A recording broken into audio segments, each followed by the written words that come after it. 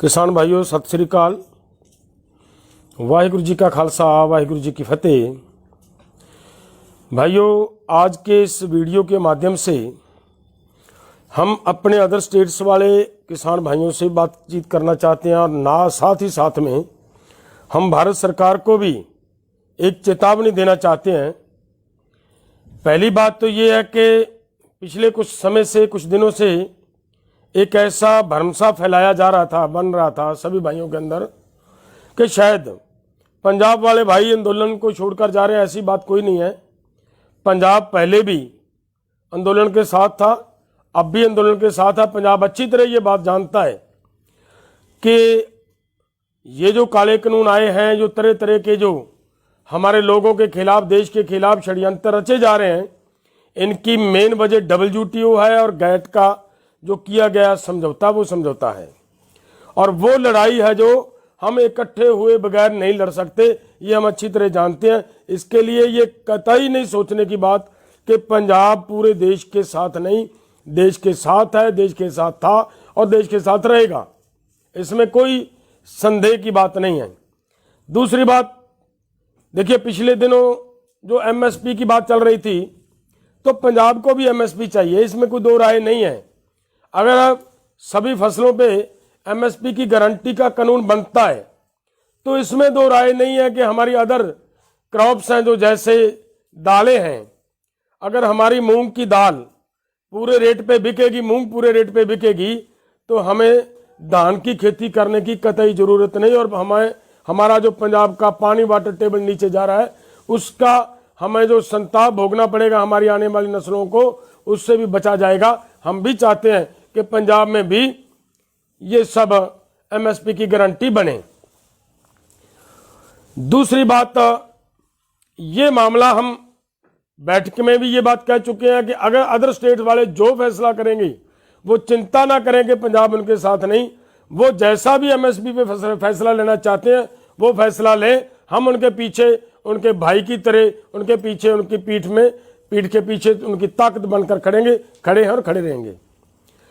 दूसरी बात है कि सबसे बड़ा जो इस मामले में, इस आंदोलन में क्रिटिकल बात है, जो सबसे सीरियस बातें हैं, वो है, देखिए 700 किसान शहीद हुआ है, उनको मुआवजा दिलवाना, उनके बच्चों का पुनर्वास करवाना, ये अति जरूरी है, अति आवश्यक है। और सरकार की जिम्मेदारी भी बनती है, क्योंकि सरकार ने ये अपनी गलती मानकर, हमारी लड़ाई को, हमारी मांगों को मानकर हमारी लड़ाई को जायज मान लिया है। तो उसमें स्वाभाविक होता है कि जितना भी आंदोलनकारियों का नुकसान होता है वो सरकार भरपाई करती है। आगे तीसरी बात उसमें जो बहुत बड़ी है, देखिए हमारे किसानों के ऊपर, पूरे देश के किसानों के ऊपर मुकदमे लगे हुए हैं, रेलवे के मुकदमे लगे हुए हैं। हमारे किसानों के खिलाफ जब पंजाब में हम आंदोलन लड़ रहे थे तब से भी पर्चे दर्ज हुए हैं। हमारे किसानों के ऊपर दिल्ली में आकर जब आंदोलन हुआ उस समय 26 जनवरी को भी बहुत भारी संख्या में पर्चे मुकदमे दर्ज हुए। और पूरे देश में हमारे आह्वान पर किसानों ने आंदोलन किया, पूरे देश में लोगों के ऊपर मुकदमे दर्ज किए गए हैं। और इसके साथ साथ हमारे आंदोलन को जिन भाइयों ने सपोर्ट किया है, बाहर से जो हमारे NRI भाई थे, उन्होंने यहाँ पे लंगर लगाए हैं और तरह तरह की सपोर्ट की है, उनके ऊपर भी हमारी एजेंसियों की ओर से नोटिस भेजे गए हैं। और यहाँ तक हो गया कि कई भाइयों को तो ED के छापों का भी सामना करना पड़ा। हमारे कलाकार भाई जो लगातार आंदोलन का सहयोग कर रहे थे, उनको तकलीफ बहुत दी गई। यहाँ पर यह भी एक बात है कि बहुत सारे हमारे NRI भाई जो बाहर गए हुए हैं, बाहर सेटल हो चुके हैं, वो भाई जब, देखिए ये इसमें एक बड़ी अजीब सी बात है कि वही भाई जब केरल में हड़ों जैसी माहौल बनता है तो उन भाइयों के लिए भारत सरकार ट्रेन बुक करके देती है कि आप वहां जाएं, लोगों की मदद करें। आदमी वही है। अगर वही आदमी आज किसानों की सपोर्ट में यहाँ लंगर लगाते हैं, किसानों को सर्दी के मौसम में वो शेल्टर होम बनाकर देते हैं, तो उनको यहाँ तक जलील किया गया कि उनको ब्लैक लिस्ट में डाल दिया गया। उनके बच्चों की शादी के समय उन भाइयों को अपने प्रोग्राम में शामिल नहीं होने दिया गया।